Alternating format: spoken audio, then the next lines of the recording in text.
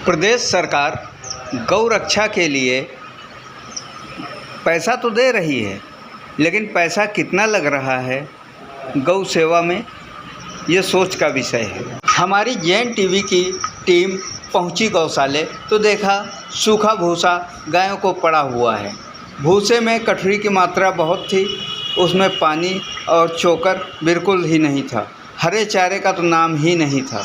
गाय और बैलों का बुरा हाल था। इस संबंध में हम बात करते हैं डॉक्टर R.K. बंगाली जी से।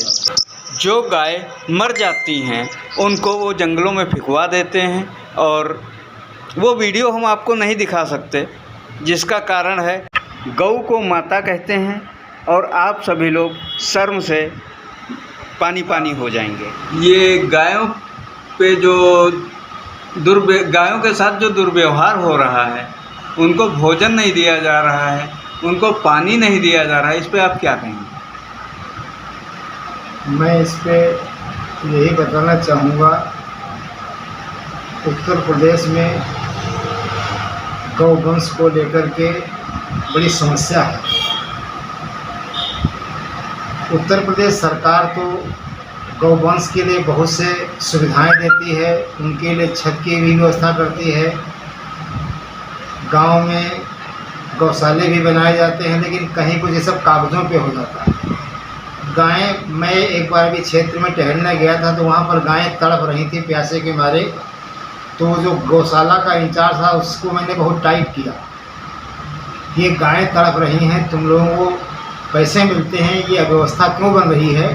तो उसने आगे से जवाब दिया कि किस किस गाय का ध्यान दें।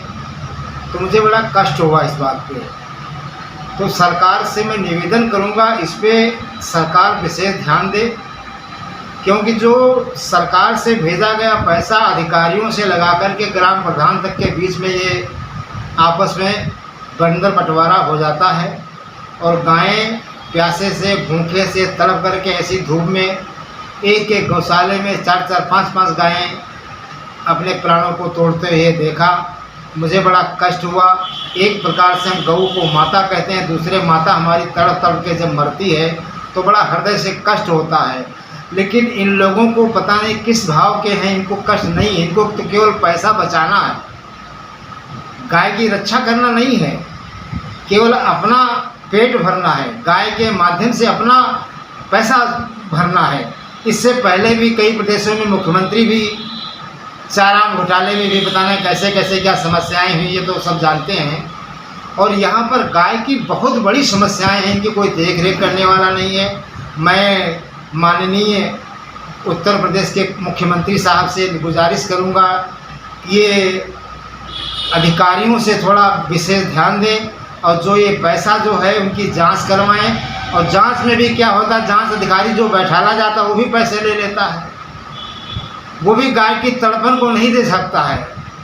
जबकि हमारे सनातन समाज में गौ को माता भी कहा गया है, लेकिन अब ऐसी सर्वनाक बातें हैं कि माता कहने के बावजूद भी माता का खून पी करके अब तार लगे हुए हैं, गायों के छिल जाने से कीड़े पड़े हुए हैं, गायें तड़प रही हैं, ना उनका कोई इलाज हो रहा है। हालांकि हमारे जनपद सीतापुर में कुछ गौवंश के ऐसे भी कर्मचारी हैं, सामाजिक सेवा का, सरकारी कर्मचारी नहीं, सामाजिक सेवा वाले, वो गौओं को ध्यान देते हैं, उनकी मलहम पट्टी करते हैं, उनकी भोजन व्यवस्था करते हैं। लेकिन मुझे बड़ा कष्ट होता है जब यहाँ के प्रशासनिक लोग इस बात पे ध्यान नहीं देते हैं। और प्रशासनिक लोगों की भी गलती नहीं है, प्रशासनिक लोग तो गांव के प्रधान से, गांव की जनता से कहते हैं, और गांव की जनता प्रधान मिलकर के बंदर बंटवारा खा करके पैसे को अपने, कैसे क्या कहे, बातें अच्छी भी नहीं लगती हैं, क्योंकि शर्म की बातें हैं। हमारे ही देश में माता को इस तरीके से प्रताड़ित किया जा रहा है। तो मैं निवेदन करूंगा माननीय मुख्यमंत्री महोदय से, इस पर प्रशासनिक तौर पर स्वयं विशेष ध्यान दे करके और प्रधानों को संकेत दें कि इसमें अगर किसी प्रकार की लापरवाही होगी तो उसकी सख्त से सख्त कार्रवाई की जाएगी, तभी ये सुधर पाएगा। वरना तो काफ़ी दिनों से चला रहा है, गायें भी परेशान हैं, हमारे किसान भी बहुत परेशान हैं जब खेतों में गायें घुस जाती हैं। लेकिन उसमें किसानों को कष्ट नहीं होता है, फसलों को खाने पर भी कष्ट नहीं होता। कष्ट जब होता है जब गायें तड़पती हैं, पैर पटकती हैं, मुंह से झाग निकलती है, पानी नहीं मिलता है, तब उन बड़ा दिक्कत होती है। तो मैं गौ रक्षा के लिए निवेदन करूंगा माननीय मुख्यमंत्री जी से, ऐसा अभियान चलाएं ताकि ये हमारी गौ माता की रक्षा हो सके, गौवंश की रक्षा हो सके। और जब गौवंश की रक्षा होगी तब सत्संग जी, तब आनंद आएगा।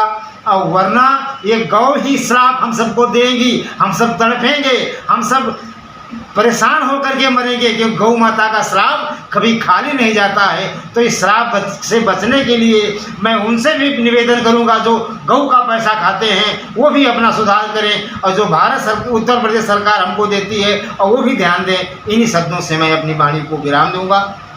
जय हिंद, जय भारत।